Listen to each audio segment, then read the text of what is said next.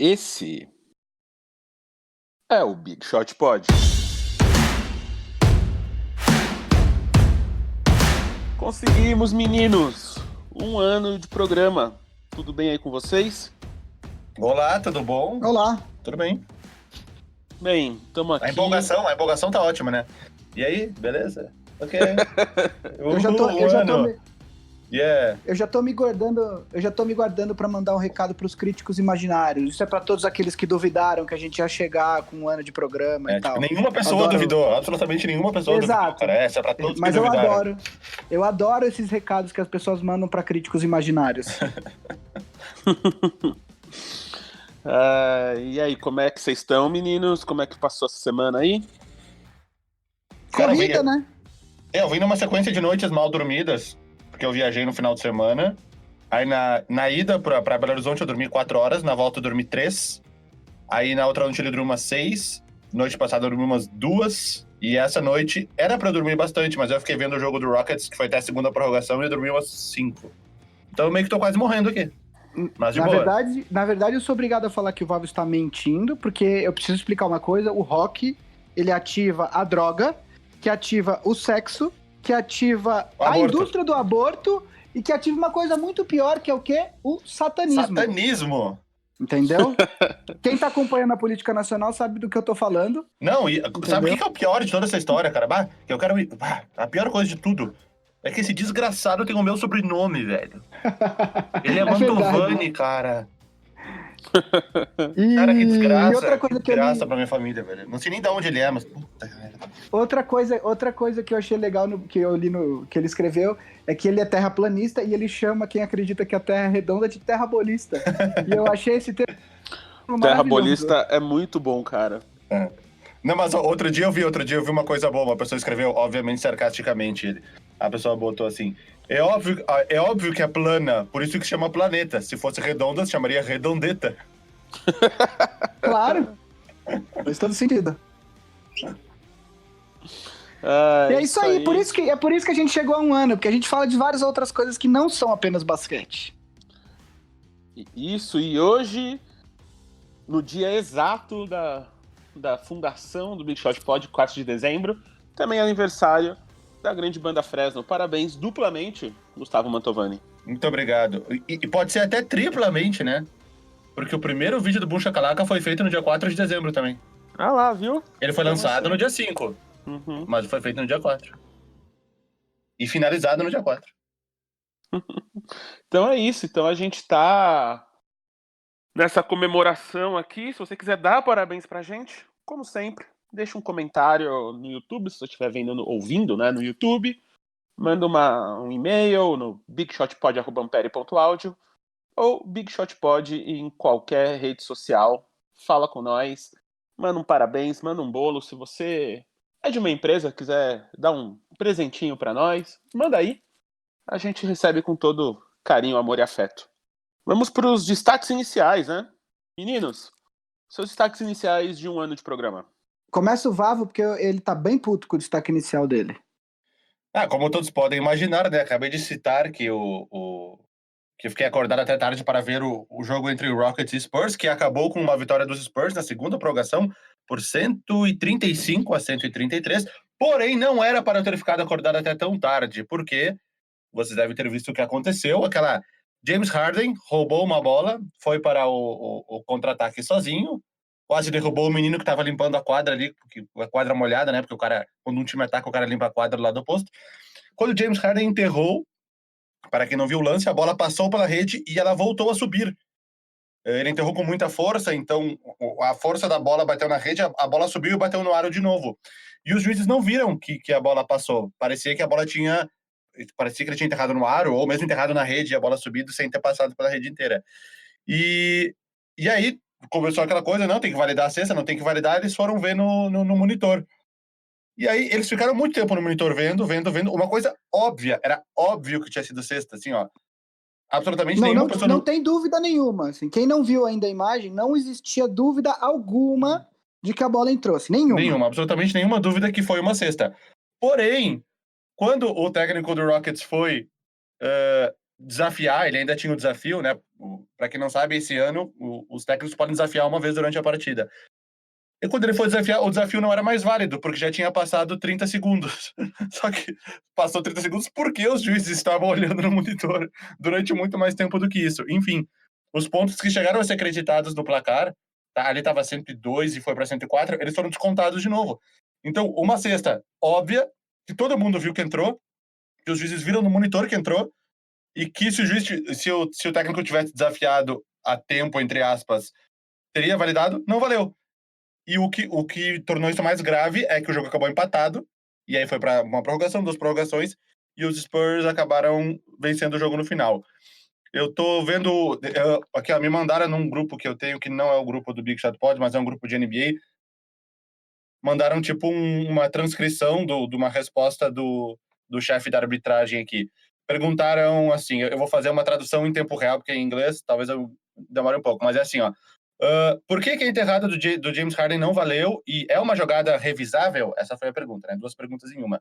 Ele respondeu assim, ok, quando o James Harden foi para a enterrada, a bola parecia que tinha batido e voltado.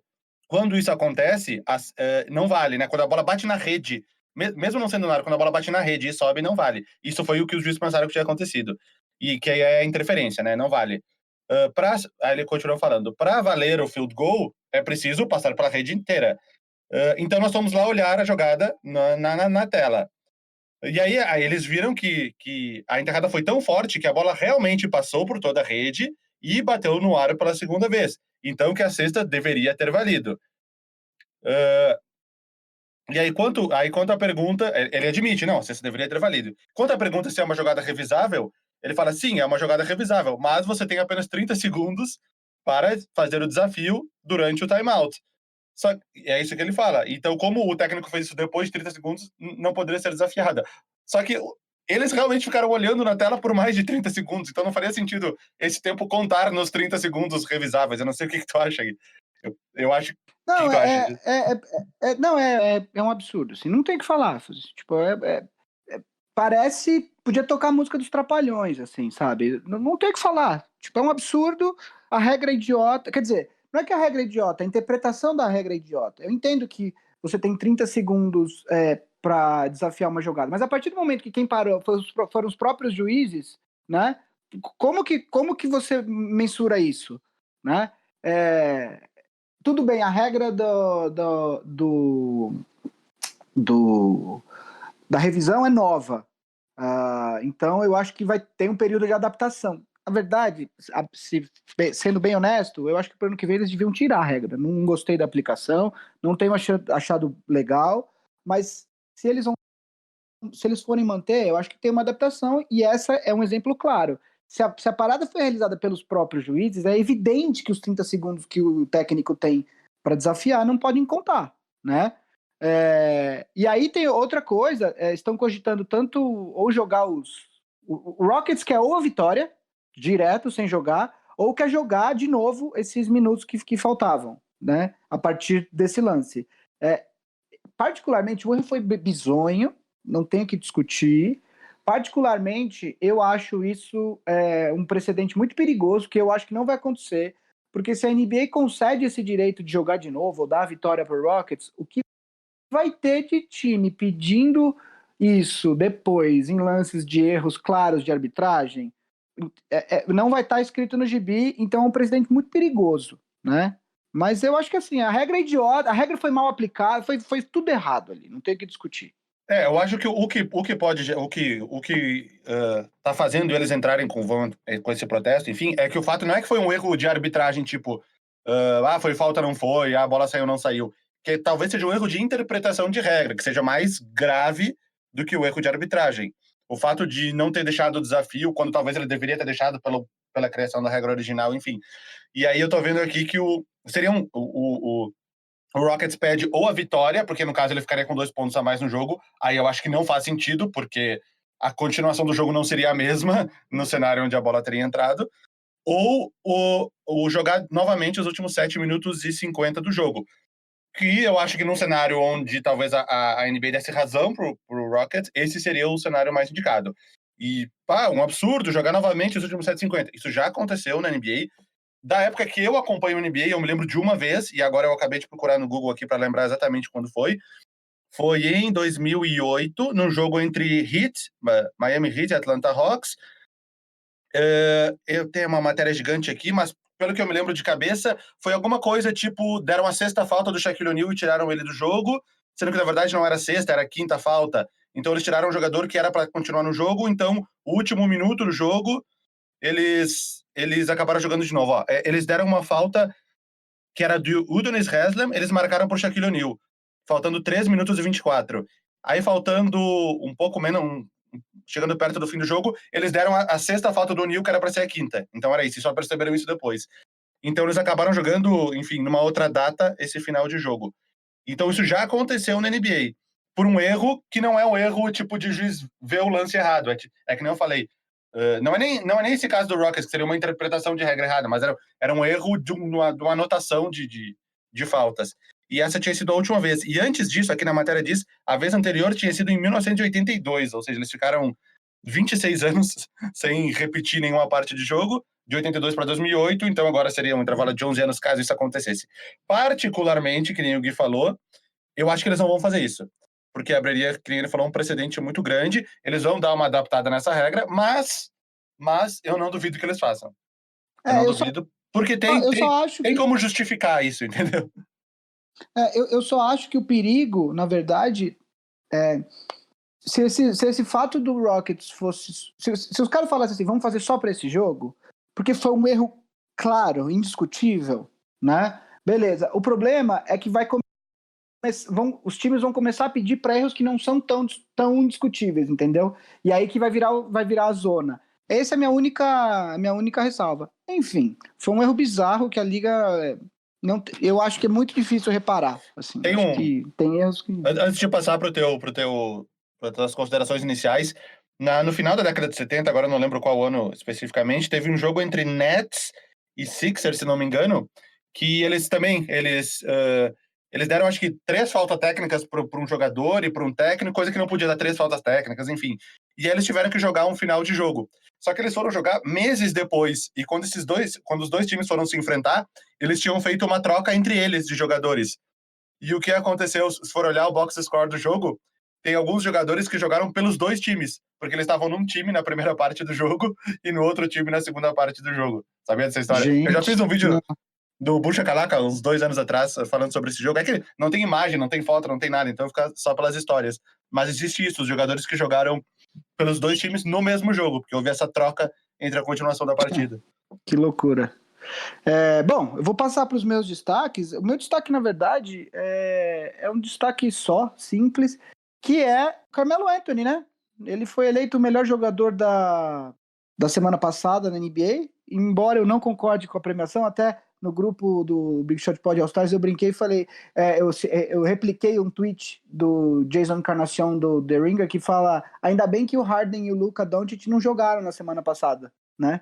Porque o Carmelo Anthony ganhou o prêmio de melhor jogador da Conferência Oeste da semana, e independentemente de eu não concordar com o prêmio, é legal ver o Carmelo, ele tá jogando legal, assim, ele não tá... Ele tá com média de um pouco mais de 16 pontos, 6 rebotes, ele tá jogando muito bem dentro do garrafão, ele tá chutando acho que 37% de bolas de 3, o que é ótimo. Ele a vida inteira brigou porque ele queria jogar de 3 e não de 4, e aí, quer dizer, ele jogando de power forward é muito... eu acho que é a posição que ele deveria ter jogado os últimos, pelo menos 6, 7 anos da carreira, arremessando bem, exatamente, ele tá chutando 37% exato de 3 pontos, tá jogando bem, cara. Eu acho que o time, o Portland tem problemas, né? O Portland tem problemas de lesões, tem alguns problemas de elenco. O Portland tá, desde que o Carmelo voltou, ele tá com 3 vitórias e 4 derrotas em 7 jogos. Mas eu fiquei feliz, ele deu uma entrevista essa semana que ele tava falando, ele tava super preparado para se aposentar caso não aparecesse nenhuma oportunidade. Ele não queria... ele falou que não é um farewell tour, né? Que nem o Dwayne Wade teve ano passado. Ele falou que ele não tá fazendo um tour de despedida na NBA, que ele queria então não vai ganhar vaga no All-Star Game. Então não vai ganhar vaga no All-Star Game. Ele quer jogar num time que ele contribua. Eu acho até que ele não pensa em se aposentar esse ano, viu, Vavo? Sendo bem honesto, pelo que ele deu a entender nessa entrevista, ele falou, tô com 35, vai fazer 36 anos, mas ele falou, tô bem, ele falou, de certa forma eu tirei um ano de folga, então meu corpo tá bem, ele tá em forma, ele tá jogando 30 minutos por jogo, ele ficou mais de ano sem jogar e voltou jogando 30 minutos por jogo, que é um feito, assim. Então, acho legal ver o Melo jogando, fizeram muitas piadas com o Carmelo nos últimos 3, 4 anos da carreira dele, por tudo que aconteceu, mas assim, quem é um pouco mais velho e lembra do Carmelo nos primeiros 10 anos, ele jogou muito basquete. Esse cara é bom pra cacete, né?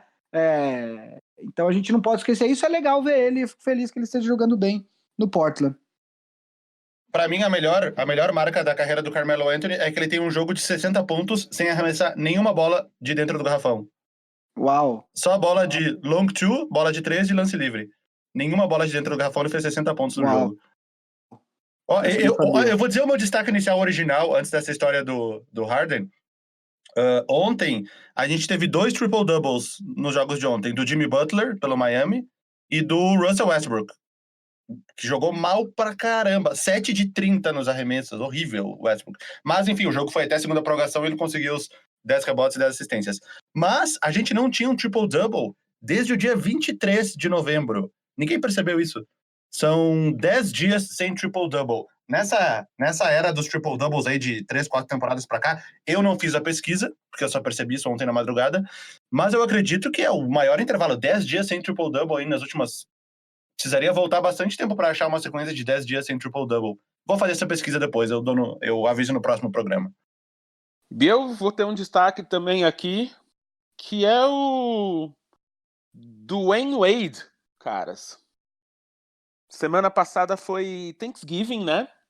E ele postou uma foto, ele e a mulher dele, a Gabrielle Union, que é uma atriz que também saiu agora do The Voice americano, do American Got Talent, se não me engano, porque estava sendo humilhada lá nos bastidores e tal. E aconteceu isso com a família dele, ele postou uma puta mensagem bonita, porque muitos dos fãs estavam reclamando que o filho dele estava se vestindo de uma maneira que eles não achavam justo, assim, não achavam que era que uma criança de 12 anos, se não me engano, tinha que se vestir, que era usar um menino usando unha alongada, camisa cropped, né? Tipo, uma mini blusa e tal. E ele e a mulher dele mandaram muitíssimo bem, falando que era Thanksgiving e que a família dele é o filho dele, e o filho dele tem que se vestir como se acha bem, e ele vai apoiar o filho no que for. Então, além de um jogadorzão da porra, um paizão da porra aí, do Dwayne Wade, parabéns pela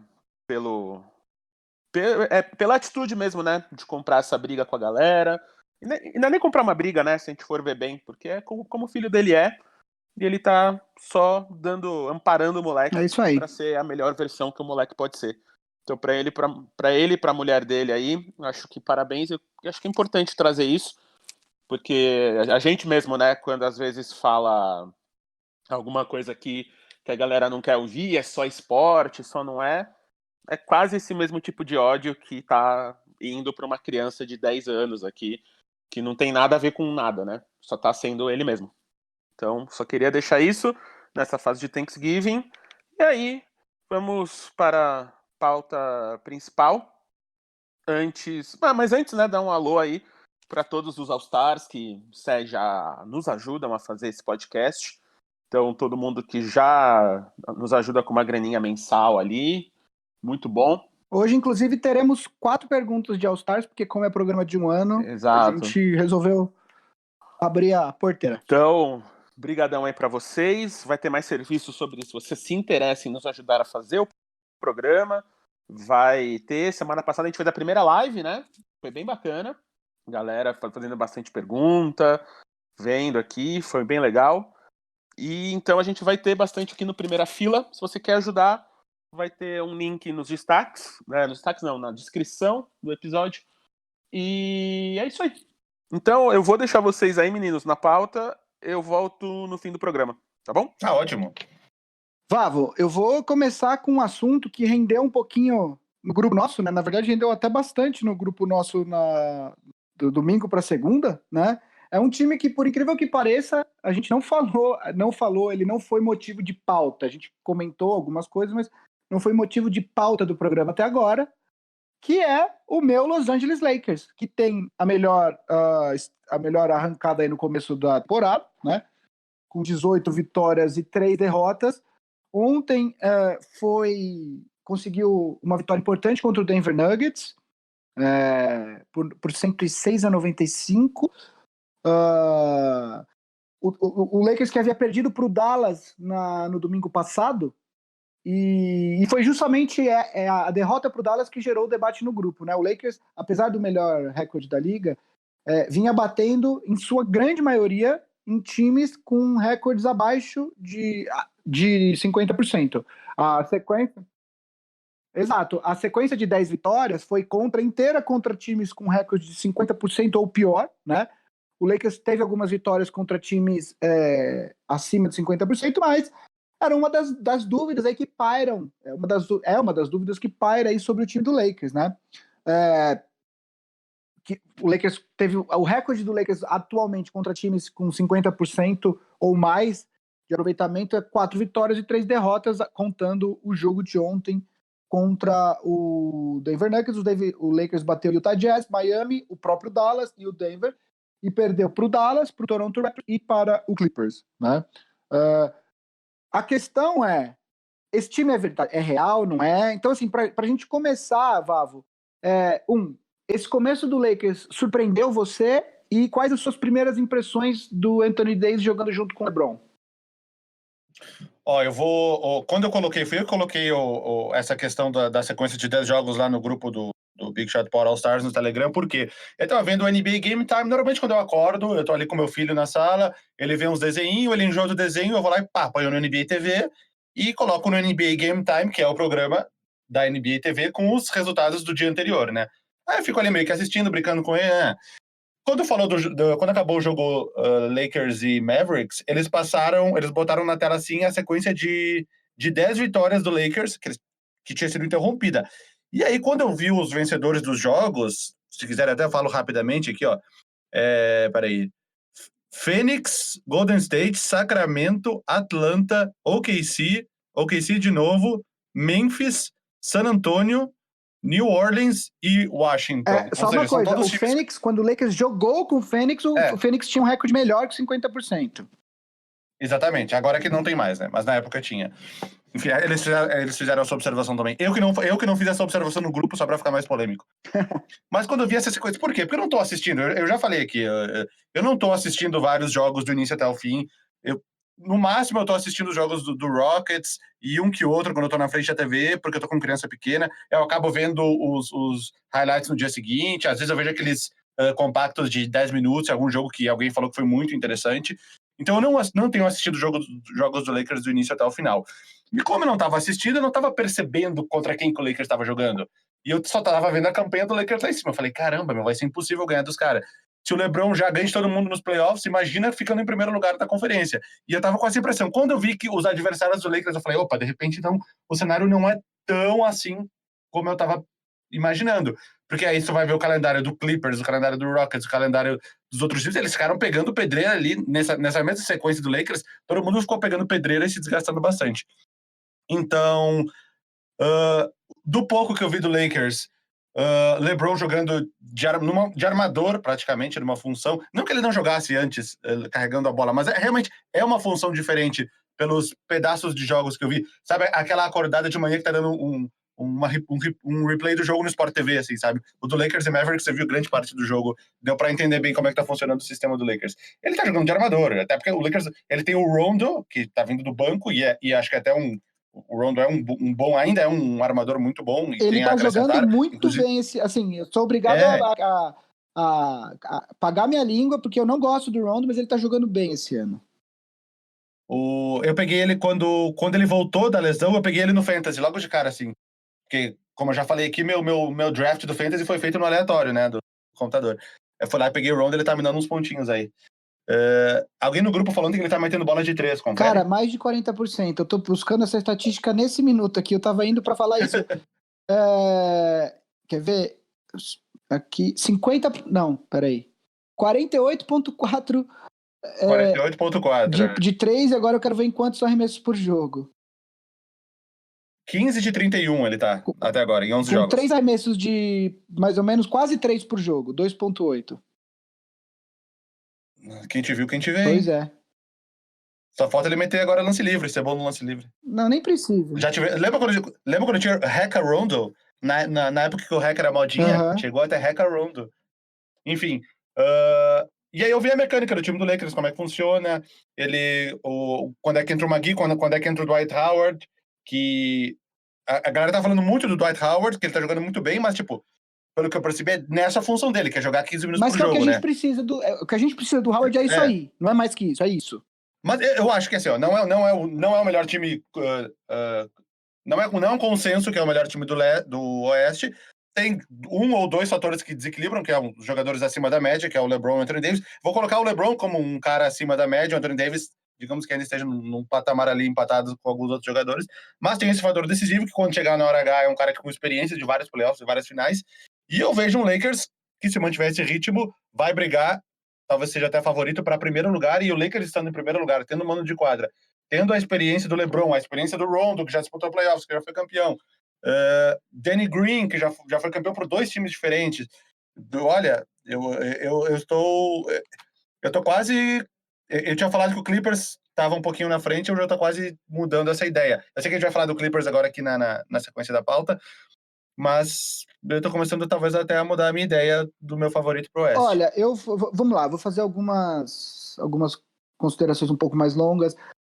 Primeira coisa, eu acho que o Lakers, por conta de toda a zona que o time foi ou tem sido nos últimos anos, e quem escuta, quem acompanha o Big Shot pode saber o quanto eu critico isso, o Lakers, ele entrou nessa temporada, principalmente a imprensa especializada, com 1 ou 2 pés atrás com relação ao elenco que foi montado, por conta de tudo aquilo que a gente já discutiu em exaustão. O Lakers se livrou de todos os jogadores jovens para abrir espaço no cap, trouxe o Anthony Davis e ficou esperando o Kawhi Leonard, que acabou indo para o Clippers.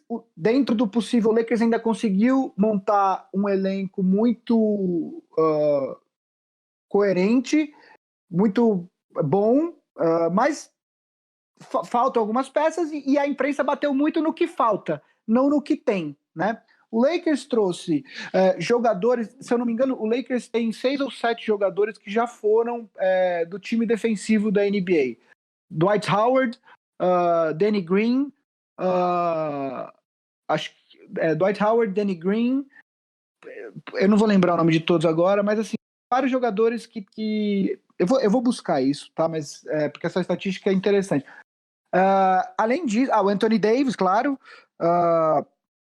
Além disso, o Lakers trouxe. O Lakers hoje em dia tem bons chutadores de 3 pontos. Não tem incríveis chutadores de 3 pontos, mas quando você tem Anthony Davis e LeBron no mesmo time, é absolutamente natural que outros jogadores acabem tendo oportunidades de chutar a bola sem marcação. E aí um exemplo que eu acho que é fruto disso é o próprio Rondo, que a gente acabou de falar, né? Mas por conta de tudo isso, as críticas ao Rondo, a assinatura do Dwight Howard foi muito criticada, inclusive por mim, que enfim, não esqueci ainda o que aconteceu em 2012, 2013. O Lakers não era visto como um favorito como é o próprio Clippers. Muita gente, inclusive, colocando o próprio Utah Jazz acima do Lakers. O Rockets eu nem acho que seja um desrespeito, porque o Rockets é um time muito bom, e o Harden, por incrível que pareça, ainda arranjou um nível acima da temporada passada para essa temporada, né? Mas o Lakers era visto como uma espécie de segundo escalão na Conferência Oeste, né?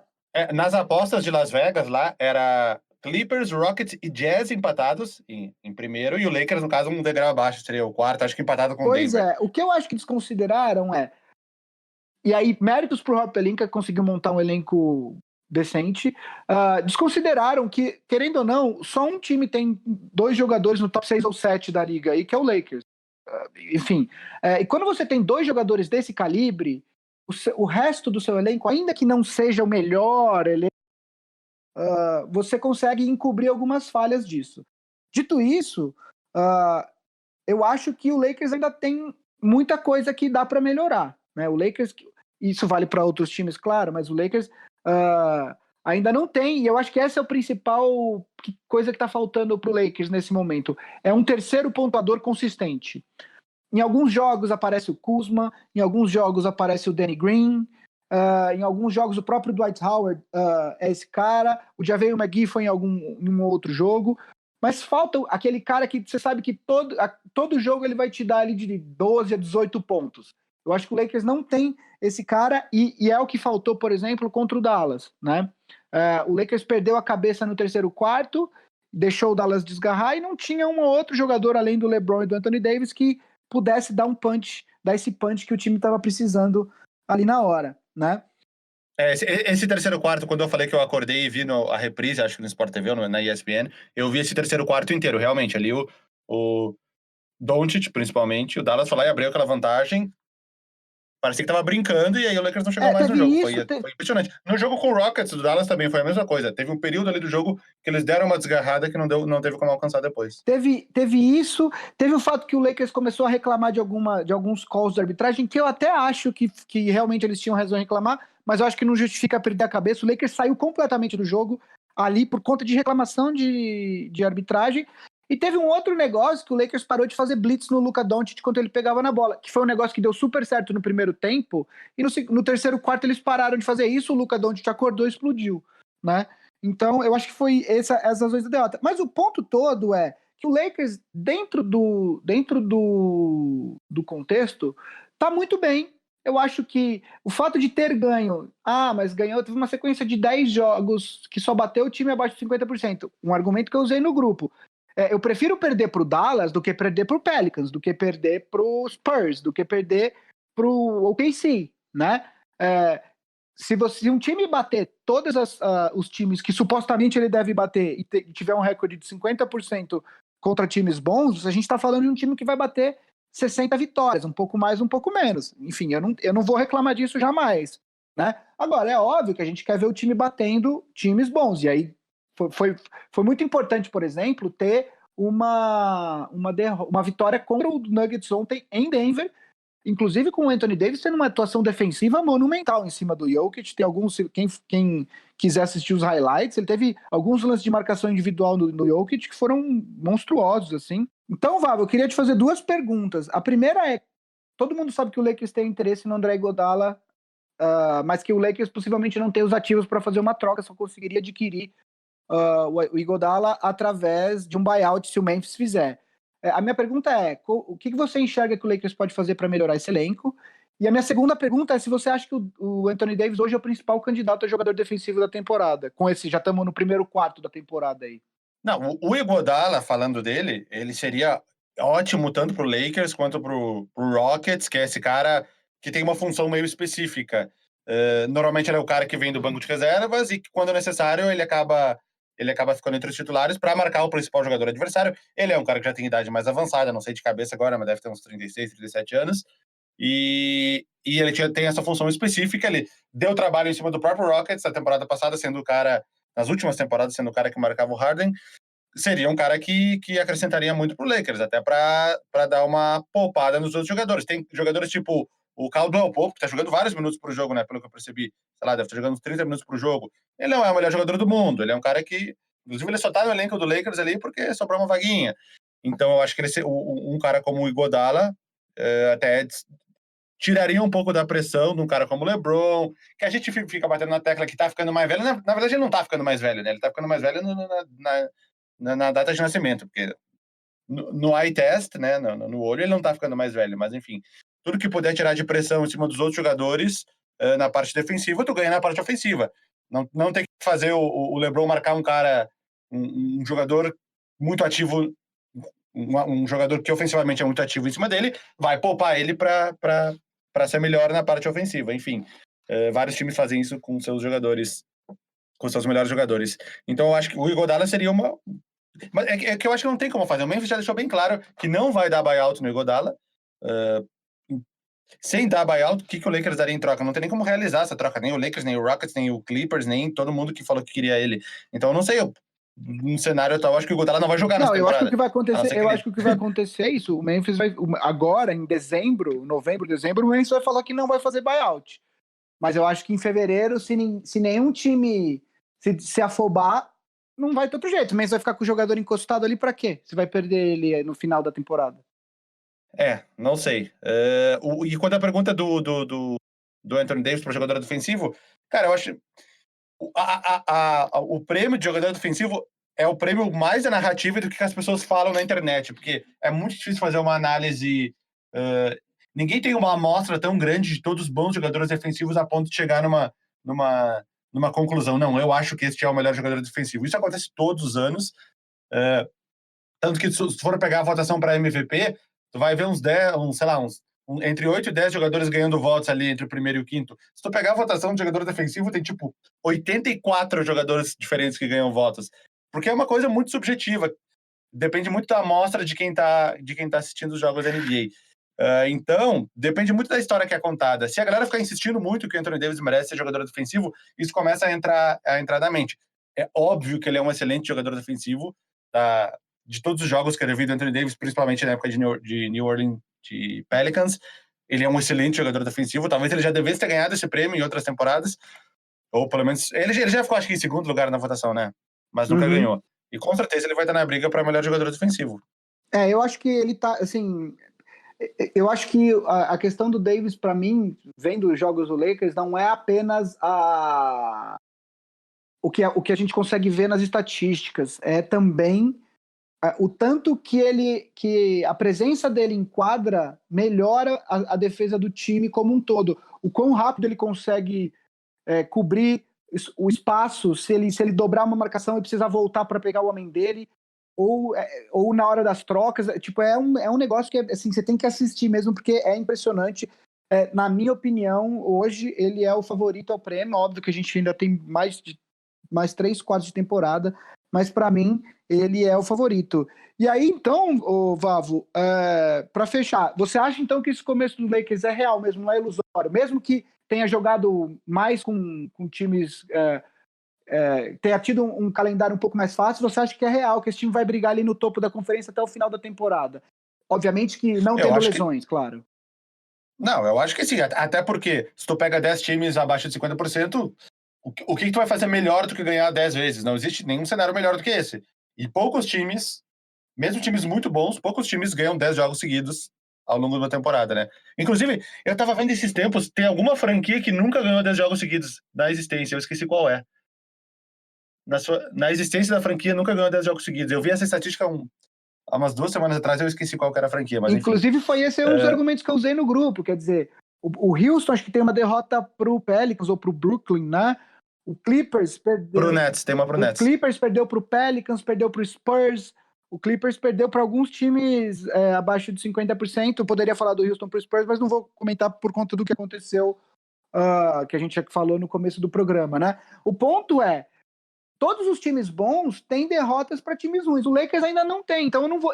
Por isso que eu falei que a derrota pro Dallas não me preocupa. Eu me preocuparia se tivesse perdido pro Pelicans, se tivesse perdido, principalmente sem o Zion, se tivesse perdido para um time mais fraco. Mas como não é o caso, não me preocupa. E aí, falando em Clippers, Vavo, vamos atravessar o vestiário, então? E atravessar pelo túnel que só o Chris Paul Exatamente. Conhece. Vamos atravessar o vestiário e vamos falar do Los Angeles Clippers, que agora a gente já tem aí um espaço amostral suficiente para começar a entender o que vai ser esse Clippers com a presença do Paul George e do Kawhi Leonard em quadra. Eles já têm alguns jogos juntos, etc. Eu queria saber, começando no mesmo lugar que eu comecei perguntando do Lakers, eu queria saber se o nível que o Paul George voltou te surpreendeu, dele voltar tão bem, e as suas primeiras impressões do Paul George com o Kawhi juntos. Essas cirurgias no ombro do Paul George, sabe o que me pareceu? Que era assim, ó, parece que era assim, ó, se a gente precisasse muito Paul George, se a gente precisar muito de ti, tu consegue jogar? Eu consigo. Mas a questão é, eu preciso de ti lá no final, quando tiver pra valer. Ele, então é melhor dar uma segurada aqui pra eu estar realmente bom lá no final. Eu não sei se tu viu isso Porque ninguém tinha nem anunciado que ele ia precisar dessas cirurgias quando acabou a temporada passada. Ele tava de boa. Do nada, ali no meio da off-season, não, o Paul George vai fazer cirurgias nos 2 ombros. Então me parece que foi tipo um pensamento meio a longo prazo. Tipo, a gente segura aqui no início, não tem problema nenhum. A gente tem o Kawhi, a gente tem o Lou Williams, a gente tem o Montrezl Harrell, o Patrick Beverley. O time vai funcionar muito bem, mesmo sem o Paul George, ele é um dos melhores times da liga. E aí o Paul George volta com tudo depois de dar essa pequena arrumadinha nos ombros. Eu imagino que ele sem a cirurgia estaria tipo a 90% disso. E se precisasse forçaria. Se tivesse numa hora decisiva, ele jogaria sem a cirurgia. Mas pensaram a longo prazo, até porque assinaram um contrato longo com ele, para ele estar voando na hora que importa, que é ao final da temporada, assim como fazem com o Kawhi. Então, mas o fato dele ter voltado fazendo, depois de tanto tempo fora, ele fez 33 pontos no jogo de volta, acho que 37 no jogo seguinte, e surpreende, lógico, surpreende. Normalmente que quem fica tanto tempo fora volta aos poucos, volta jogando menos minutos, volta... Se bem que ele jogou poucos minutos, né? Esse jogo dele de 30 e poucos pontos, ele fez em 20 minutos, se não me engano.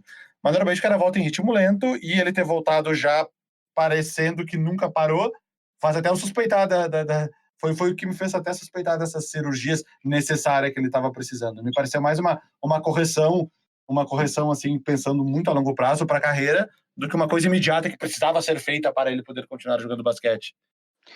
Eu assim, o que me assusta nesse time do Clippers, o que é impressionante é o fato de que, além de ter Kawhi Leonard e Paul George, você tem 2 jogadores saindo do banco que podem fazer 25, 30 pontos num jogo tranquilamente, que é o Lou Williams e o Harrell, né? Aliás, nesse momento, o Clippers tem Kawhi com 25 pontos de média, Paul George com 23,5, o Lou Williams com 21,1 e o Harrell com 19,1. Quer dizer, você tem praticamente 4 jogadores com 20 ou mais pontos de média, né? E o pick and roll do Lou Williams com o Harrell é um negócio mortal, né? Então, quando você tem 2 caras no banco que podem chegar a 20 pontos para cima tranquilamente, é aí que você dá o pulo. Além de você ser um time que defensivamente tem muitas opções, com 2 dos melhores defensores da liga na linha titular. O Harrell também é um excelente defensor.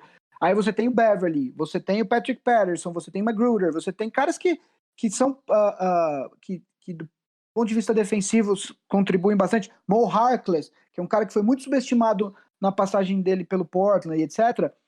Defensivamente você tem um time muito, muito forte. E eu acho que nos playoffs, talvez você não vai ter nenhum time defensivamente melhor do que esse Clippers.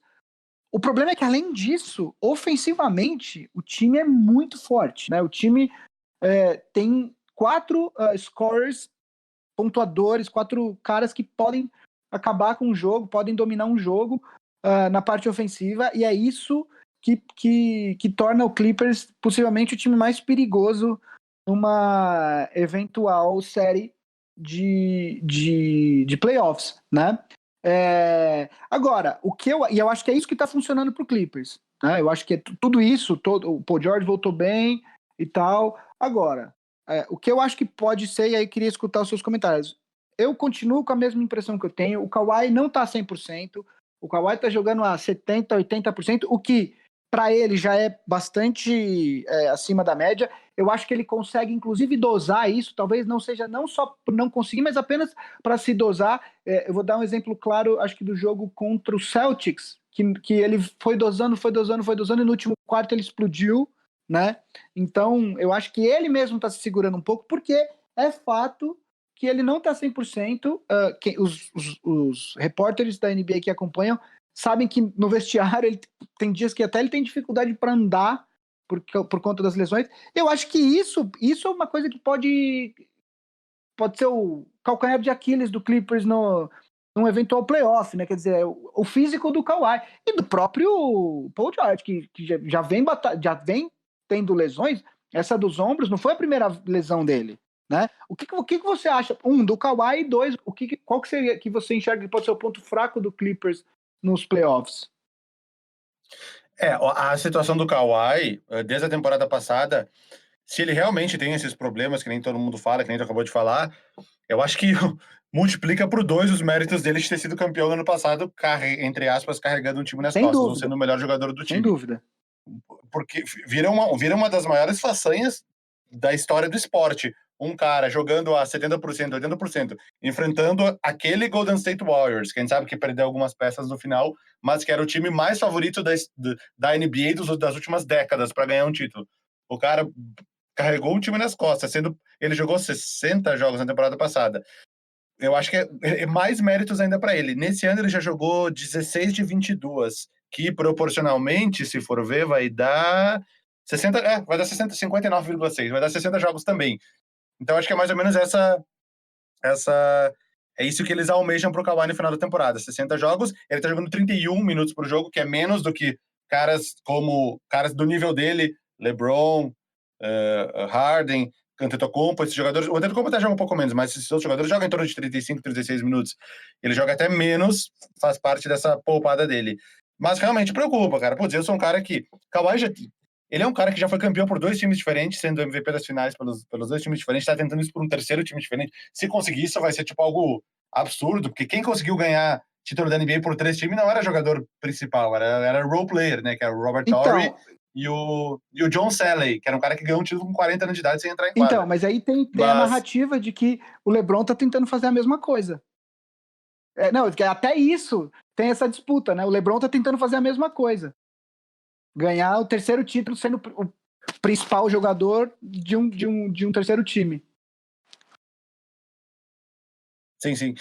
Então, cara, preocupa, mas acho que tem que esperar para ver o desenrolar da história. Acredito que, com certeza, o Clippers deve ter uns 10 caras no staff deles só calculando quanto tempo o Kawhi deve jogar por jogo, qual jogo ele deve descansar, contra qual time ele deve descansar, contra qual time ele deve voltar. Com certeza deve ter uma equipe só para fazer isso, para otimizar o número de vitórias no final e otimizar as chances do time ser campeão. Mas preocupa, lógico. Puta, a pior coisa vai ser se um cara tipo o Kawhi acabar tendo uma carreira encurtada por causa disso. Entendeu? Exato. Porra, e aí... DeMarcus Cousins, por exemplo, o cara tava caminhando para ser um Hall of Famer, first ballot, e hoje o cara não consegue ficar saudável, entendeu? A gente torce porque o Kawhi não siga esse caminho, porque seria talvez o único cara nível MVP assim que parou muito cedo por causa de lesão era o Bill Walton, né? Que teve uma carreira muito curta. Ele teve um comeback lá com o Boston depois, como Sixth Man, foi campeão lá em 86, mas era um cara nível MVP que teve a carreira muito encurtada por causa de lesão. A gente torce para que o Kawhi não faça isso. Tem um outro cara que eu acho que ele não teve uma carreira encurtada, mas ele acabou não sendo tudo que ele poderia ser por conta de lesão, que é o Grant Hill, né? Grant Hill. Sim, também. Ele acabou conseguindo jogar até 35, 36 anos, mas ele... Não, ele foi até 40. Ele vai até 40. Foi até 40. Só que ele era nível MVP quando ele teve a primeira lesão grave da carreira dele, né? E, enfim, isso acontece, faz parte são ossos do ofício. Para terminar o debate a conversa sobre os times da Califórnia, os 2 times de Los Angeles... Vamos falar do Sacramento Kings. Não, do Golden State Warriors agora, que tá muito bem. Então... Eric Pascal. Me fala uma coisa. Quais as maiores ameaças para o Clippers? Pode ser tanto na Conferência Oeste ou na Leste, você diz qual que você acha. E de bate-pronto, porque a gente falou dos 2 times... Primeiro, responde essa primeiro. Responde a segunda pergunta primeiro, de bate-pronto. Série de 7 jogos, Lakers ou Clippers? Caramba, velho. É impossível dar uma opinião sobre isso, cara. Eu voto no Lakers porque é que o mesmo fator que o LeBron tem, o Kawhi também tem, que é essa força extra na hora H. Mas se eu tivesse que escolher agora, eu escolheria o Lakers. Eu sou clubista, vou de Lakers também. Agora, tirando o Lakers, então, quais... Mas é tipo 51 a 49. Não, tipo pra assim. mim é 98-2. Qual que é tirando o Lakers, então, quais outros times que você enxerga como ameaças pro Clippers na NBA? Botando o Clippers aí na posição de favorito ao título, né? Que a maioria considera. Nesse momento, o Milwaukee Bucks, que tá com 18-3 nesse momento. Deixa eu ver aqui. E com um calendário que muitos jogos fora de casa, né? Nos primeiros 15 jogos, acho que 12 foram fora de casa, alguma coisa assim, sei lá. Muitos jogos fora de casa. Agora que eles estão jogando um pouco mais em casa, estão ganhando de todo mundo. E eu fiquei com medo dessa troca. Eu já comentei isso em outros programas, né? Quando saiu o Malcolm Brogdon para entrar o Wesley Matthews. O Wesley Matthews é um cara que já não dava certo há bastante tempo. Fiquei meio com um pouco de receio, mas o time tá voando. O pedaço do jogo que eu vi deles ali, o time... A máquina toda tá rodando, tá funcionando. Colocando aqueles jogadores... o DJ Wilson e o DiVincenzo e o próprio Robin Lopes, que está começando agora alguns jogos no lugar do irmão, a máquina está rodando. Então, talvez esteja um pouco... A galera esteja deixando de lado porque é do leste e prestando muita atenção no oeste, que é a briga mais acirrada. Mas eu acho que o principal adversário, para quem chegar, não só do Clippers, para quem chegar do oeste, possa ser o Milwaukee Bucks. Não, e o Giannis, além de tudo, tá um nível acima também, assim como o Harden. E aí, falando do Harden, eu coloco o Rockets também como uma das ameaças. Eu acho que com o Harden jogando nesse nível, o Rockets é uma ameaça para qualquer time. A não ser que o Clippers coloque os dois, Paul George e Kawhi, para defender o Harden, o que também não tá funcionando, porque o Harden tá enfrentando marcação dupla constantemente e continua fazendo... Aliás, só uma coisa que eu queria comentar, o jogo que o Harden fez 60 pontos em 3 quartos, vamos lá, queria deixar claro, vocês sabem que eu não sou o maior fã do Harden do mundo, etc e tal. Dito isso, o jogo que o Harden fez 60 pontos em 3 quartos, ele não estava forçando. Não era um jogo que ele tava, tipo, pegando todas as bolas e falando, eu que vou arremessar tudo. Não era. Tanto é que ele fez 60 pontos no menor número de arremessos, não é? Não é isso, Vavo? Se não me engano, é. Então é isso, assim, eu coloco o Rockets também nesse... Eu acho que o panteão... Não, e outra coisa, ele não tinha noção da pontuação dele, porque na hora que ele sai do jogo, no final do terceiro quarto, alguém fala pra ele olhar pro telão, aí ele olha que tava com 60 pontos, aí ele faz uma cara de tipo... Não acredito que fiquei muito perto de bater meu recorde. Aí eu acho que ele sabe. Esses jogadores sempre sabem quantos pontos ele tem. Eu acho que ele sempre sabe. Aí ele fez aquela cara que virou meme, ele assim com a cara. Mas enfim, de qualquer forma, eu acho que o hall dos favoritos aí, o panteão dos times favoritos que eu enxergaria hoje são os dois de Los Angeles, e o Rockets e o Bucks. E aí, vamos seguir a pauta. Vamos para as perguntas do Primeira Fila, né? Hoje, como é um programa de 1 ano, para agradecer às pessoas que já estão apoiando a gente abriu para mais de uma pergunta. Tivemos perguntas bem legais. A primeira pergunta que eu queria fazer aqui, dividir com vocês para a gente comentar, é uma pergunta do Diogo Rocha, que também vem de uma discussão que a gente teve no nosso grupo, que é... o quanto você acha que o fato do Luka Doncic e do Trae Young estarem em times mais fracos e ficarem muito com a bola estejam inflando as estatísticas dele? E aí eu já começo dizendo que o time do Dallas, a gente não pode dizer que é um time ruim, né? Mas enfim, o fato é que esses dois jogadores, por conta de serem os donos, entre aspas, dos respectivos times, eles ficam muito tempo com a bola na mão, e aí é óbvio que eles têm mais oportunidade de pontuar, de ter assistências, etc. Queria saber se você acha isso ruim, como você enxerga isso, Vavo? Não, com certeza influencia, né? O jogador ter a bola o tempo inteiro influenciando os números. Mais uma vez citando, né, o good stats in a bad team, que é algo que sempre aconteceu na história da NBA. Da galera, não, o Monte Ellis está com 27 pontos por jogo. Sim, porque o cara tá num time horroroso e o cara acaba arremessando 30 bolas por jogo e acaba tendo 27 pontos por jogo, porque o cara arremessa demais e ele tem, mesmo com um aproveitamento ruim, o cara acaba tendo números inflados. Mas eu acho que isso não é uma exclusividade de Doncic, de Trae Young ou de algum jogador de time específico. Talvez do Washington Wizards. Mas é que a NBA inteira, ela tá com o pace acelerado, com muitos arremessos, como nunca se viu de 2 ou 3 anos para cá. O ritmo tá aceleradíssimo da NBA. Então, não só o Doncic e o Trae Young, mas todos os jogadores estão com números inflados. O que torna até uma comparação com jogadores de décadas anteriores injustas. É que a galera brinca, se o Michael Jordan jogasse hoje, ele tá fazendo 43 pontos por jogo, porque se ele jogasse nesse ritmo de hoje, o cara estaria pontuando muito mais. Por isso que existe aquelas estatísticas, por 100 posses. Agora tá fazendo tantos pontos por 100 posses. Por quê? Porque tu nivelando pelo número de posses, tu consegue comparar 100 posses do jogo de hoje com 100 posses do jogo da década de 80 e 90, o que também não é muito justo, porque as posses de bola eram diferentes. Enfim. Mas eu acho que sim, é verdade. Os números do Trae Young e do Luka Doncic, se tu pegar os números do Trae Young e colocar na década de 90, ele ia ser MVP 5 temporadas seguidas. Porque quantos pontos que ele tá? Tipo, 29, não sei quanto é que tá os números do Trae Young agora. Quase 30. Do Trae Young eu não sei de cabeça. Não, o Luka Doncic ele ia ser 10 vezes MVP seguido com esses números da década de 90.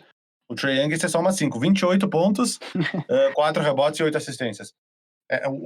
os números acabam inflados, entendeu? E o fato dele estarem num time... O Trae Young nem tanto, o Doncic nem tanto, mas o Trae Young, no fato dele estar num time bem fraco e carente de outros jogadores dominantes, ele acaba tendo os números inflados, com certeza. E aí vale dar uma olhada nos aproveitamentos, né? 46 field goal, 38 de 3, 86 de lance. Não, o aproveitamento dele tá ótimo. Principalmente com a suspensão do John Collins, né? Que, enfim, e aí... não, eu concordo contigo. São várias questões, né? Tem o pace, tem o próprio estilo de jogo da NBA, que é diferente do jogo há 15 anos atrás, né? Você tem mais cestas de 3 pontos, você tem uma série de outros fatores que as regras, né? Que tem algumas regras que complicam até um pouco mais a defesa, né? Que mudaram, enfim, tem uma série de... O jogo é outro, então eu acho que sim, óbvio que tem o fator que eles são as primeiras opções ofensivas do time, com liberdade para fazer o que eles bem entenderem, mas também tem essas questões que são inerentes à evolução do próprio jogo, né? Para seguir aqui, Vavo, duas perguntas. Só um parênteses, pensa que o PER do Luka Doncic, que é 33, se acabasse hoje a temporada, seria o maior da história da NBA. Exato. Aliás, isso já mostra uma coisa. O PR, para quem não sabe, é tipo Player Efficiency Rating, que é um cálculo que envolve pontos, rebotes, assistências, aí desconta turnover, põe roubo de bola, desconta a cesta errada, enfim. É uma estatística que inclui todas as outras estatísticas. Mas, obviamente, no PR não leva em consideração pace e essas estatísticas mais avançadas. Aliás, saiu uma matéria essa semana ou semana passada que é justamente se o Giannis, o Harden e o Doncic quebraram o PER. Se por conta do estilo de jogo deles e tal, se vale a pena continuar usando o PER como uma referência. Sim. Enfim, seguindo aqui, Vavo, a nossa pauta, porque a gente ainda tem mais 3 perguntas. Pela primeira vez, acho que isso é inédito, a gente tem 2 perguntas sobre jogadores do Orlando Magic, né? Opa! A primeira pergunta é do Vitor Bretas, que é também nosso assinante, que pergunta o que a gente tem visto do Markelle Fultz, o que a gente acha deles, e se acha que ele pode se tornar uma estrela. Ele está dando sinais de recuperação, já é titular no Magic. E aí eu vou emendar com uma outra pergunta, porque daí a gente já comenta o Magic como um todo. Que é uma pergunta do Luciano Espanhol, que tem 2 perguntas, né? Mas eu vou emendar com o Jonathan Isaac, depois a gente responde a segunda parte, que é sobre o Jonathan Isaac, se a gente acha que ele é candidato, que ele pode ganhar o prêmio de Defensive Player of the Year. Ele é o líder da NBA nesse momento em tocos, à frente do Anthony Davis, né? E aí, só para contextualizar, o Mark Fultz está com média de 12 pontos, 2,5 rebotes, quase 4 assistências e 1 roubada e meia de bola por jogo, né? O Jonathan Isaac tem média de 13 pontos, 7,4 rebotes, 1 assistência e 2,8 tocos por jogo. Queria saber se você chegou a ver alguma do Orlando, Valve. O que você acha desses 2 jogadores? Não lembro, acho que não cheguei a assistir nada de Orlando, acho que não, mas vejo aquela coisa, né? Highlights, melhores lances. Obviamente que nos highlights só tem coisa boa, né? Então, quando a galera tem postado muito highlight do Markelle Fultz, principalmente por toda a expectativa que todos têm em cima dele, toda a história dele, da primeira escolha no draft, lesão no ombro e tudo mais. Quando tu fala as estatísticas dele, eu já vou direto nos aproveitamentos para ver como é que o cara tá chutando aqui, né? 50% de quadra, ele tá mal de 3 pontos, ele era um cara que ele tinha praticamente abdicado do arremesso de 3 pontos depois da lesão no ombro. Na época em Washington, na faculdade, ele era um arremessador ok de 3 pontos, mas a gente sabe que a linha de 3 pontos na NCAA é um pouco mais perto. E ele tá chutando 22% de 3, que não é bom, mas ele só arremessa 2 por jogo, mas tá chutando 50%. Então, e jogando só 25 minutos por jogo, botando esses 12 pontos que tu falou, aparentemente, pelo que a galera tá falando, pelo que os fãs têm comentado, ele tá conseguindo se estabilizar como um jogador bom, um jogador que pode ser um titular de um time da NBA ou um role player muito bom, e que era uma coisa que a gente já estava começando a duvidar até disso, né? Chegou um ponto que a dúvida era: Markelle Fultz tem espaço na NBA ainda, ele vai conseguir voltar a jogar num nível que colocaria ele numa rotação de um time da NBA, e acho que pelo menos essa pergunta já está respondida. Sim, ele pode ser, ele está sendo titular do Orlando, desbancou o DJ Augustin, que vinha sendo titular nas últimas temporadas, o Augustin está vindo do banco, jogando bastantes minutos também, mas eu fico até feliz por ele, que ele está aparentemente recuperado, e pelo que a galera tá falando, então ele tá meio que conseguindo cravar o pé na liga. Aí daqui pra frente a gente precisa ver até onde ele pode evoluir, mas eu fico pelo menos feliz por ele. Eu acho que o Markelle Fultz, eu vi, sendo bem honesto, eu vi praticamente 2 jogos inteiros do Orlando, né? Justamente por conta do Markelle Fultz, que tava dando alguns sinais. Cara, ele claramente ele já tá com muito mais confiança do que ele estava, né? O que é bom. Assumiu a titularidade da posição, porém, estrela, eu acho que, assim, posso estar errado, claro, mas eu acho que esse bonde passou. Eu acho que ele pode ser titular de um time bom durante muitos anos e tal. Agora, estrela mesmo, eu acho que esse bonde passou. E sobre o Jonathan Isaac, eu acho que ele é um jogador defensivamente muito bom. Ele está evoluindo, ele está no 3º ano dele na liga. Ele fez 22 anos esse ano, ou seja, ele é bem novo. Agora, para o prêmio de Defensive Player of the Year, eu acho bastante complicado. Não, muito cedo. E não é nem por nem conta... time de defesa, eu acho. Olha, eu vou te dizer, acho que nem time de E porque primeiro que ele disputa em posições onde você tem, por exemplo, Giannis e Anthony Davis, né? Segundo, que como a gente falou, esses prêmios também têm muito a ver com a narrativa, né? E com o Lakers no topo do Oeste, com o Milwaukee no topo do Leste e tal, é muito difícil que um jogador num time que, se eu não me engano, nesse momento não estaria nem nos playoffs, ou se estaria em 8º nos playoffs do Leste. É muito difícil que um jogador desse ganhe o prêmio, entendeu? Então eu acho que ainda ele pode até vir a ser um jogador de elite de defesa, mas eu acho que ainda isso está no futuro. E aí, Vavo, a segunda parte da pergunta do Luciano é uma que talvez eu te pegue de surpresa aqui, que é uma surpresa positiva e uma negativa dessa temporada. Ele ainda não ele não fala se é jogador. Ele fala, é jogador, estamos falando de jogador. Um jogador que está te surpreendendo positivamente e um jogador que está te surpreendendo negativamente. Bom, claramente eu fui pego de surpresa, porque o Gui mandou a pauta do programa às 3 da manhã, quando eu já estava dormindo, e eu acordei 5 minutos antes de sair para vir gravar. Claramente eu não planejei nada, mas na minha cabeça, rápido, o primeiro jogador que vem na minha mente como surpresa positiva é o Devontae Graham. Caramba, do Charlotte Hornets. Eu jurava que você não era o meu, é o meu. É o teu também? É o meu. Puta, não, porque... eu falei, não, ele não vai falar alguém do Charlotte, cara. Não, porque, que nem eu falei, é sempre amostra. Toda amostra que eu vi de jogo do Charlotte, que é, quando eu falo amostra, é tipo, falta 7 minutos para acabar, eu tô lendo o aplicativo, eu vejo o finalzinho do jogo. Aí, sabe, esse tipo de coisa. Toda vez que eu vi isso, o cara tava jogando muito. Eu vi ao vivo aquele game winner dele. Ele é o cara, se não me engano, depois do Harden, que acertou mais bola de 3. Eu não sei se já mudou isso, mas ele era o segundo. Ele era o segundo, Ele era o segundo, não sei se mudou. E ele parece um cara que já tá há 5, 6 anos na liga, mas não, o cara evoluiu do primeiro pro segundo ano.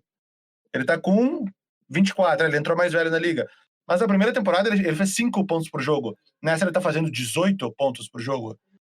E agora ele até foi colocado no time titular junto com o Terry Rozier. Que também tá jogando legal. Eu não mas, lembro tipo, de ter a surpresa, visto, é a questão surpresa, cara. E os aproveitamentos dele. Ele tá com 40% de gols, que não é a melhor coisa, mas 40% de 3 pontos também, entendeu? Nesse volume, o cara acertando tanto, é surpreendente. Não, e eu lembro, assim, a questão é que, além de... Eu não lembro de nada dele do ano passado, assim, não é um jogo... Quando eu vi ele começou a ir bem esse ano, alguém pegou ele na Liga de Fantasy e tal, eu nem sabia quem ele era, assim, pra ser bem honesto. E aí aparece do nada. Eu acho que o outro cara que vale a pena citar é o Kendrick Nunn também, né? Que também sim. Que já é um rookie até mais velho e tal, já jogou de League e tal, que de repente tá fazendo aí, tem jogo com 20 e tantos pontos, né? Acho que as surpresas positivas são nessa linha. Negativa, vale citar, eu acho que vale citar também, então, já que já caímos muito em cima dele, que é um cara que, mais do que ter aumentado 7 pontos por jogo, mais do que ter melhorado em todos os números, mesmo jogando o mesmo número de minutos, ele melhorou o aproveitamento dele, que era uma coisa que a galera sempre criticou, que é o Andrew Wiggins.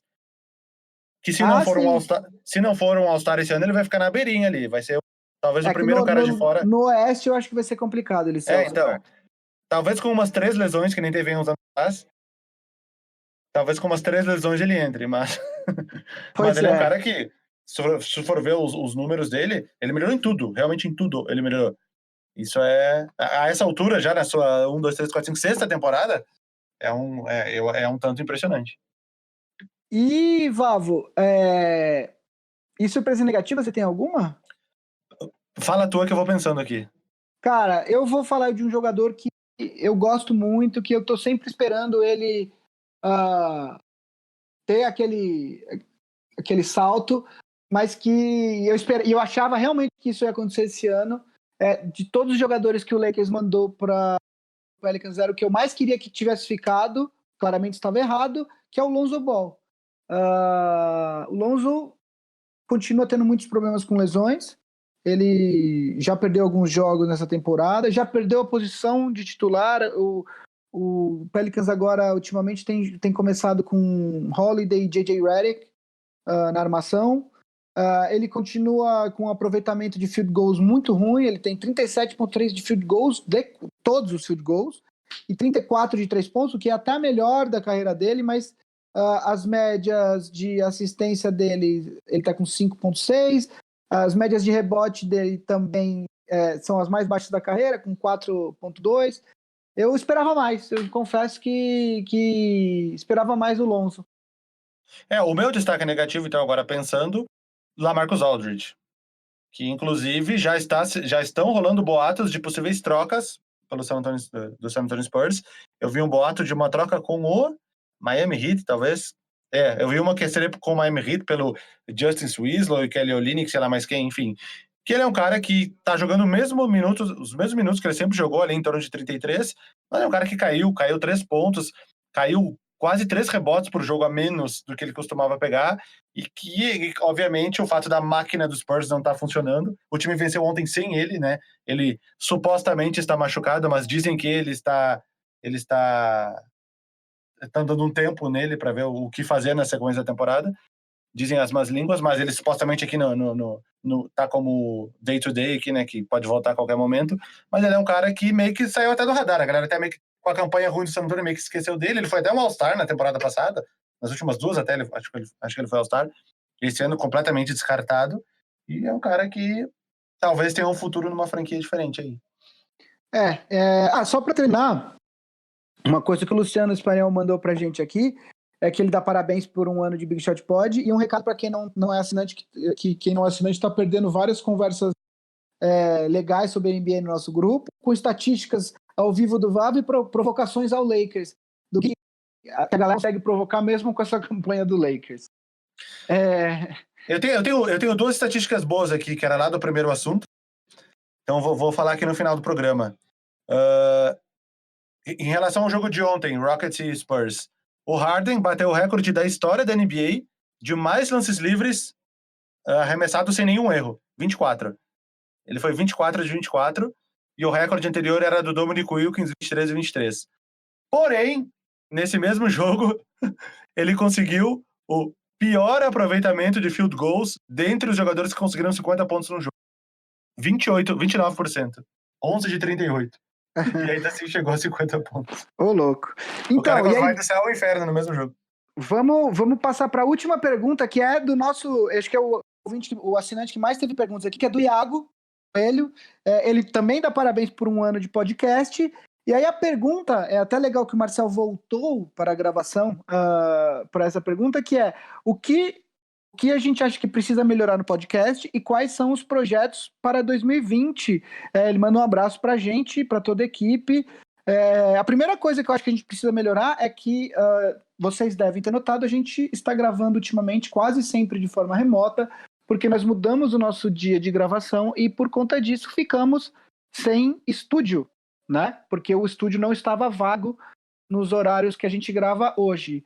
Então, essa é uma coisa que a gente gostaria de corrigir para 2020.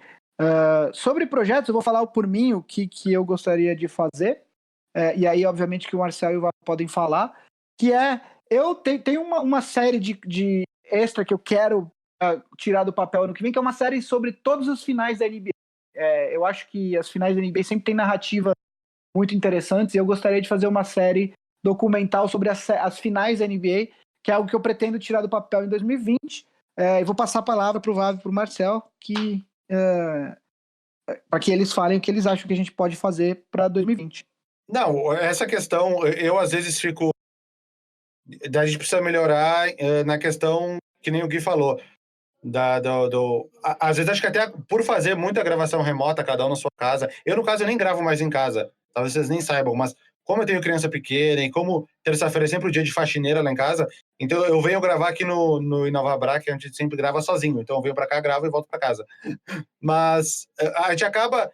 Eu gravo no meu computador, às vezes a gente grava no fone, aí o Marcelo em casa grava com um microfone bom, o Gui grava com não sei que microfone, acaba ficando uma diferença de áudio muito grande quando eu mesmo acabo ouvindo os programas depois. Então acho que essa é uma coisa pra gente focar mais, de repente achar um novo estúdio, ou de repente a gente melhorar o nosso equipamento. Eu sei que várias pessoas já comentaram isso. Já se foi a época que o Gui gravava dentro do aquário, isso já é uma evolução. Mas a gente precisa dar uma melhorada nisso aí. A gente tem noção disso. A gente segue fazendo porque a gente não pode parar. A máquina segue rodando e todo mundo tem várias atividades na vida, e às vezes é difícil a gente conseguir sincronizar tudo, mas a gente tem noção que a gente precisa melhorar nesse aspecto. E a gente faz porque o conteúdo é bom, a gente confia muito no conteúdo que a gente faz, e o que a gente faz porque vocês gostam. Assim, no final das contas, se fosse para fazer só para nós três, a gente sentava num bar e gravava, né? Então a gente faz para que as pessoas ouçam, né? Exato. E Marcel, qual a tua opinião? Cara, eu concordo com o que vocês falaram. Acho que a gente tá bem. Acho que a prova da gente, mesmo com tudo que aconteceu, as viagens, e trabalhos, e filhos e tal, a gente tá fazendo o podcast mais positiva do que negativa, mesmo com todos esses poréns. Então, concordo que temos que melhorar nisso, e eu acho que a gente tem que trazer um pouco mais de... Assim como o Gui falou, né? Eu queria trazer um pouco mais de conteúdo, que a gente chama de conteúdo frio, né? Mas não conteúdo da semana, mas conteúdo de história, conteúdo para entender mais de narrativa, para entender. Acho que pode ser umas séries especiais, um outro programa no mesmo feed, não sei ainda. Temos que estudar isso, mas acho que pode ser bem legal, porque o que eu aprendi com vocês nesse último ano é que é real um lifestyle, né? Você fica... Não é só importante o jogo, o todo é importante, né? E aí, que esse todo é importante, às vezes você tem que falar de coisas que aconteceram 20, 30, 40 anos atrás, para entender o que está acontecendo agora. E não só no basquete, como na vida, né? E eu queria colocar um objetivo pro... É que eu acho que talvez seja meio em cima da hora. Mas a gente podia ter o objetivo de fazer uma cobertura do All-Star Game, né? A galera gosta de mandar uns influencers pro All-Star Game, a gente podia levar o Big Shot Pod, gravar lá, entrevistar umas pessoas e tudo mais. Eu sou a favor. Em inglês, colocar legenda no podcast. Assim. Eu sou a favor, e Vavo, a gente tem aquele outro projeto que é mais ambicioso ainda, que a gente ainda vai ter no papel. Esse é um projeto secreto. Projeto secreto. Enfim, cara, e no final eu queria agradecer, na verdade, a todo mundo que acompanha a gente, porque é muito legal, assim. A gente começou a fazer quase que despretensiosamente o podcast. O Marcel ligou pra gente numa quarta-feira, falou, vamos gravar na sexta, e foi. O primeiro episódio nosso foi gravado na sexta, depois a gente adotou as segundas, e aí pra essa temporada a gente mudou pra terça, e hoje especificamente estamos gravando na quarta, mas semana que vem voltamos pra terça. E, cara, é muito legal acompanhar a galera, o carinho de quem acompanha a gente é muito legal, então, brigadão. Sim, obrigado mesmo. Então, acho que é isso. Ficamos aí com o programa especial de um ano. Quero ver até semana que vem a gente começa a ter algumas participações de pessoas mesmo, ver aí uma tecnologia pra gente fazer isso aí, fazer uma festa, a famosa festinha, né? De um ano. Aliás, aí. uma coisa que a gente não tem estúdio dificulta é justamente a questão de convidado também. Porque antes a gente sempre levava o pessoal e tal. A gente não tem tido ultimamente, né? Não tem que só a gente já tá difícil de conciliar horário, né? Então imagina mais uma pessoa. Mas vamos... Tá tudo andando para isso fazer. A gente, toda vez que a gente vê os gráficos, que a gente vê as pessoas que estão ouvindo, quantas pessoas estão ouvindo, a gente fica muito feliz. Porque, né, é um conteúdo que muita gente falou que era nichado, só que são milhares de vocês aí, Big Shooters, ouvindo nós toda semana, e isso é super bacana. Então, jogo da semana? Jogo da semana. Começar, Vavo. Eu escolhi aqui que é uma reedição do confronto talvez mais emocionante dos playoffs do ano passado, que é Toronto e Filadélfia, em Filadélfia, no sábado, dia 8 de dezembro, a partir das 8 horas da noite. Talvez o confronto mais emocionante dos playoffs do ano passado. Boa pergunta. Bom jogo. Obviamente, quando tu tá falando, eu tô abrindo aqui a lista de jogos, que nem eu falei, eu recebi na madrugada. Nós estamos no dia... porque o jogo da semana é um quadro que a gente começou essa semana. Você não podia ter visto antes. Tu vem com essa surpresa aí de jogo da semana, me pega de surpresa. Eu não sei o que escolher aqui. Mas deixa... Galera, o jogo da semana eu sempre vou escolhendo durante o programa. Hoje eu esqueci. Paciência. Acontece. A gente esquece. Eu tô olhando aqui, ó. Tem um bom aqui, ó. É um jogo entre conferências. Vai ser na terça-feira que vem, dia 10 de dezembro.